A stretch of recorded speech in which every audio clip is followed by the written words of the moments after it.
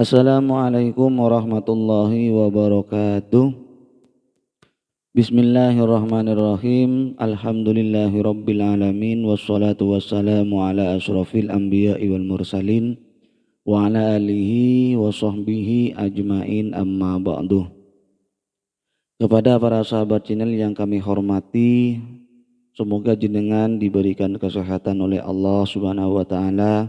Semoga jenengan dilimpahkan rezekinya oleh Allah Subhanahu wa taala, dan semoga jenengan diberikan kelimpahan rezeki, dipanjangkan umur, dan diberikan umur yang barokah sekeluarga.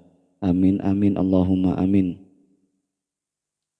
Dalam video kali ini kami akan memberikan sebuah amalan dari sholawat, karena kemarin itu ada yang bertanya, Pak Ustadz, saya sudah membaca sholawat sekian banyak, tapi efeknya itu belum ada atau tidak ada efek yang terasa. Begitu. Kami sudah berkali-kali coba bilang atau tonton video sebelumnya, kami sudah jelaskan bagaimana membaca sholawat itu dengan benar. Kami sudah jelaskan bagaimana meminta uang atau meminta harta dengan sholawat. Bisa, itu bisa. Dan sudah banyak buktinya, sudah banyak yang mengamalkannya, sudah banyak orang-orang yang sukses dengan sholawat, sudah banyak artis-artis pun banyak yang sukses dengan sholawat. Namun kalau di Indonesia kebanyakan artis itu sukses karena sedekah. Kalau menurut pandangan saya pribadi, suksesnya itu karena sedekah. Jadi sukses itu artinya banyak uang atau banyak rezeki itu terbagi menjadi 8 di dalam Al-Quran. Jadi jangan sempit pikiran kita. Jadi Al-Quran itu tidak akan salah, yang salah itu penilaian kita.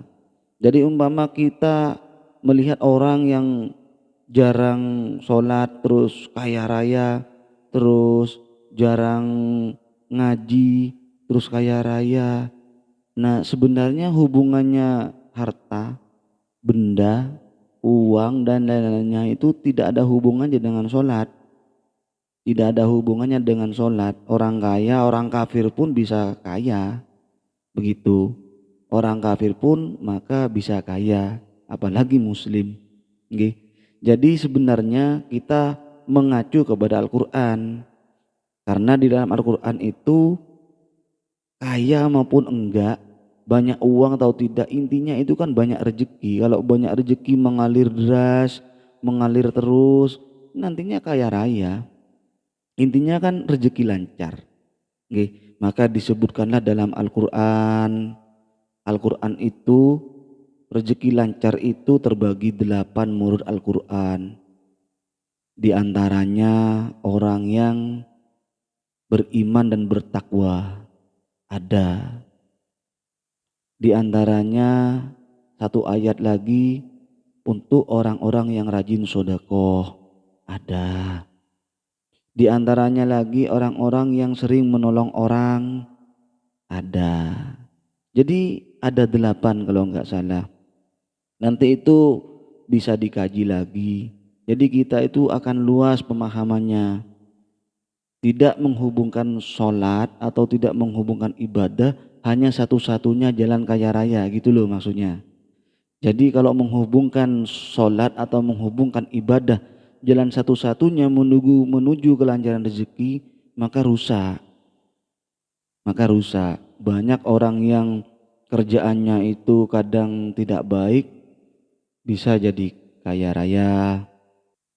Kadang kerjaannya itu mursal ya, tapi rezekinya lancar terus. Tidak, 8 itu dilakukan. Syarat 8 itu menurut Al-Quran kalau dilakukan itu tidak pandang bulu orangnya. Mau orang mursal, mau orang kafir, mau tidak Islam, mau orang Hindu, pokoknya saudara-saudara kita kena semua. Karena yang di Al-Quran itu sudah rumus. Jadi sangat keliru kalau kita itu berpendapat atau berpikir bahwa jalan satu-satunya menuju kesuksesan, menuju kelancaran rezeki itu hanya dengan satu jalan, yaitu dengan beribadah. Itu salah. Jadi jangan heran kalau orang itu bisa kaya tapi enggak sholat, tidak, namun tetap rugi, tetap rugi. Kenapa? Karena ya kita itu akan balik kepada Allah Subhanahu wa taala. Begitu. Yang baik gimana Ustadz? Ya yang baik itu bekerja kita sambil berwasilah atau sambil mendekatkan diri kepada Allah Subhanahu wa taala dengan cara berwirid, berzikir. Intinya ingat kepada Allah Subhanahu wa taala, bersolawat kepada junjungan kita Nabi Muhammad. Nggih, sambil bekerja dengan sehari-hari itu wis, yang malam bekerja malam, yang siang kerja siang, tapi jangan lupa berwirid, ingatlah kepada Allah, itu yang baik. Nanti kalau jalannya jenengan memang kaya, ada jalan nantinya, tapi memang ada satu amalan, karena intinya doa sebenarnya. Semua amalan itu intinya kita itu berdoa, cuma amalan itu beda dengan doa harian.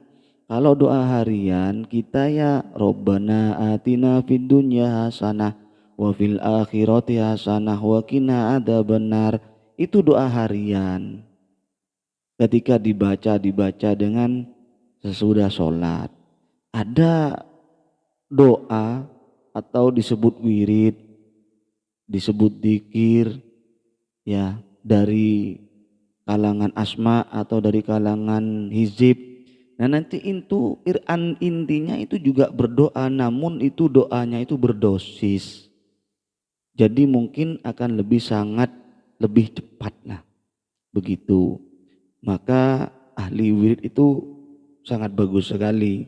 Jadi kalau jenengan punya anak, punya suami, punya istri yang ahli wirid, wah itu sangat bagus sekali. Karena ahli wirid itu sangat tajam. Cuma yang ahli wirid ya bukan wirid saja yang ahli. Ahli wirid itu beda lagi dengan cuma wirid hanya sekedar. Nggih. Jadi kalau ada pertanyaannya enggak mempan membaca sholawat atau wirid, ya itu tinggal dipelajari bagaimana caranya. Kami sudah jelaskan wirid harian dengan wirid-wirid berwasilah seperti ini beda. Meski di kitab ini pun ya, ini banyak sekali ini amalan-amalan dari ulama kita yang sudah terkenal kekayaannya, sudah terkenal kewaliannya. Mereka itu mengarang sebuah kitab memang agar untuk umat muslim ketika sudah ada kendala di dalam kehidupannya, sudah ada masalah dalam kehidupannya, maka itulah tujuan ulama. Karena sebaik-baiknya ikhtiar itu, kalau menurut saya pribadi ya, sebaik-baiknya ikhtiar manusia itu yaitu orang yang berikhtiar sambil mendekatkan diri kepada Allah. Itu sebaik-baiknya. Memang ikhtiar tuh banyak. Ada yang bekerja ke luar negeri, ada yang bekerja ke Eropa, ada yang bekerja kemana gitu ya, ke Saudi, Malaysia. Itu bentuk ikhtiar. Boleh, enggak apa-apa. Boleh. Namun sebaik-baiknya ikhtiar itu sambil atau diiringi mendekatkan diri kepada Allah Subhanahu wa taala. Nggih.